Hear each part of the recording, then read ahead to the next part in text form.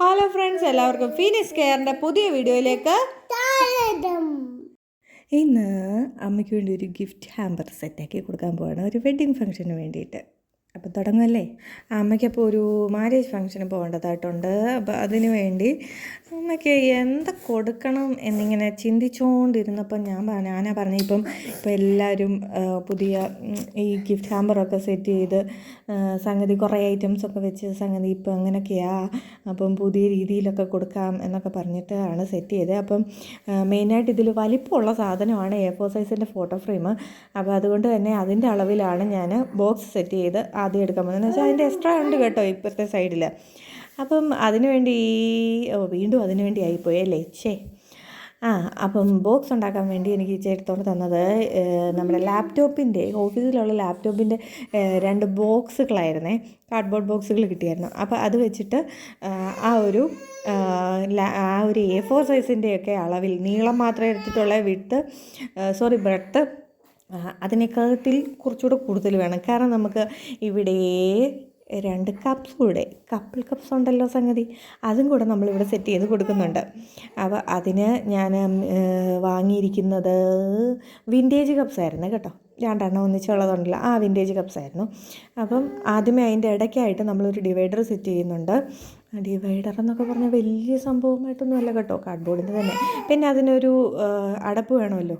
അപ്പം മുകളിലായിട്ടുള്ള അടപ്പിന് വേണ്ടിയിട്ട് അതേ അളവിൽ തന്നെ വെച്ചിട്ട്, പക്ഷെ ഒരു വിട്ട് കുറച്ച് ജസ്റ്റ് ഒരു അടപ്പെന്നുള്ള രീതിയിൽ മാത്രമാക്കിയിട്ട് സെറ്റ് ചെയ്യാൻ ഉള്ള രീതിയിലാണ് റെഡിയാക്കി എടുക്കുന്നത്. ഓക്കെ, അപ്പോൾ അത് 2 എണ്ണവും സെറ്റായിട്ടുണ്ട്. അതിൻ്റെ ആ വലിപ്പം എന്ന് പറഞ്ഞാൽ ഇതിനെക്കാട്ടിലും ഒരു 1/2 ഇഞ്ച് കൂടുതൽ, ആദ്യം എടുത്തിരുന്ന നമ്മൾ വെക്കേണ്ട സാധനക്കാട്ടിലും 1/2 ഇഞ്ച് കൂടുതലായിരിക്കണം ഇതിൻ്റെ ലെങ്തും ബ്രെഡ്ത്തും എല്ലാം. അപ്പോൾ അങ്ങനെ വേണ്ട അടപ്പ് സെറ്റായിട്ടുണ്ട്. മുറുക്കമൊക്കെ ഉണ്ട് കേട്ടോ, ജസ്റ്റ് ചെയ്ത് നോക്കിയായിരുന്നു നമ്മൾ. അപ്പോൾ അത് 2 സെറ്റായിട്ടുണ്ട്. ഒന്ന് ഡെല്ലിൻ്റെ ഒന്ന് HP എങ്ങാണ്ടാണ് 2 എണ്ണം. ഓക്കെ, പിന്നെ നമ്മളിവിടെ ഗിഫ്റ്റ് പേപ്പേഴ്സ് മേടിച്ചിരുന്നത് മീഷോയിൽ നിന്നായിരുന്നു. ഒരു 6 എണ്ണം എടുക്കുന്ന ഒരു പാക്കേജ് ഉണ്ടായിരുന്നു. ആ ഒരു പാക്ക് വാങ്ങിയിരുന്നു നമ്മൾ. പാക്ക് എന്നൊക്കെ പറഞ്ഞാൽ ഹെയർ പാക്ക്, ഫേസ് പാക്ക് അങ്ങനത്തെ പാക്കൊന്നുമില്ല, സംഗതി എല്ലാം കൂടെ ഉള്ള ഒരു കോംബോ. ഇവിടെ കിടന്ന് അലയ്ക്കുന്നത് നമ്മുടെ വെലിച്ചോൻ്റെ ഈ വാച്ചുകൂട്ടനും ഒക്കെയാണ്. അപ്പോൾ സംഗതി അവരവരുടെ പരിപാടി നടക്കുന്നു, ഞാനിവിടെ എൻ്റെ പരിപാടി ചെയ്യുന്നു. അതിനുശേഷം 2 എണ്ണവും ഒന്ന് കവർ ചെയ്ത്, ഒന്ന് സ്റ്റാറിൻ്റെ ഇതുള്ളതും വേറൊരു തരം ഒരു ഫ്ലോറൽ ടച്ചൊക്കെയുള്ള ഒരു ഇതാണ് സംഗതി.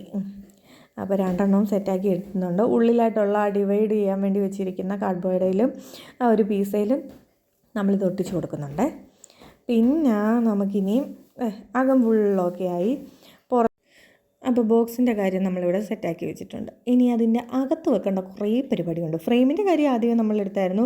ക്യാൻവയ്ക്കകത്താക്കി കുറച്ച് എഡിറ്റിംഗ് സിംഹമൊക്കെ ഉണർന്നിട്ട് എന്നിലെ എഡിറ്റിംഗ് സിംഹമൊക്കെ ഫോട്ടോസൊക്കെ റെഡിയാക്കി കൊളാഷൊക്കെ ചെയ്ത് വെച്ചിട്ട് സംഗതി വെച്ചു. പിന്നെ നമ്മളതിനകത്ത് കുറച്ച് വായു പോകാൻ വേണ്ടിയുള്ള ഗ്യാപ്പ് കാണുമല്ലോ, അപ്പോൾ അത് കൊടുക്കാൻ പാടില്ല. അപ്പോൾ അതിന് പകരമായിട്ട് ടിഷ്യൂ പേപ്പറിലുള്ള പൂക്കളുണ്ടല്ലോ എപ്പോഴും ഉണ്ടാക്കുന്ന പരിപാടി, അത് തന്നെ റൗണ്ടിൽ കട്ട് ചെയ്തിട്ട് സൈഡിലായിട്ട് കുറച്ച് പെയിൻറ്റ് തേച്ച് വെച്ച് വെള്ളം സ്പ്രേ ചെയ്തിട്ട് ആ പരിപാടി തന്നെ അത്തരത്തിലുള്ളത് ചെയ്ത് വെച്ച് കൊടുക്കുന്നുണ്ട്. അങ്ങനെ നമ്മുടെ ഇഷ്ടത്തിനനുസരിച്ച് എത്ര എണ്ണമാണെന്ന് വെച്ചാൽ വെച്ച് നമ്മൾ പൂ സെറ്റാക്കി എടുക്കുന്നുണ്ട്. അപ്പോൾ അത് സെറ്റാക്കി എടുത്തിട്ട് അടുത്ത് നമുക്ക് വിഷ് എഴുതാനൊരു പേപ്പർ വേണം. അപ്പോൾ അതിന് വേണ്ടി ഞാൻ വുഡൻ പേപ്പറാണ് എടുത്തിരിക്കുന്നത്. വുഡൻ പേപ്പറിനൊന്നും വലിയ കട്ടിയൊന്നും എനിക്ക് തോന്നിയില്ല കേട്ടോ. സംഗതി ഒരു ബ്ലാക്ക് കളറാണ്, കാണുമ്പോൾ ഒരു മെനയൊക്കെ എനിക്ക് തോന്നി, അതുകൊണ്ടാണ്. പിന്നെ ഇപ്പം നമുക്ക് ഈ സ്ക്രാപ്പ് ബുക്കിൻ്റെ ജേണലിൻ്റെയൊക്കെ പരിപാടി കയറി തലയ്ക്ക് പിടിച്ചിരിക്കുന്ന സമയമുണ്ട്.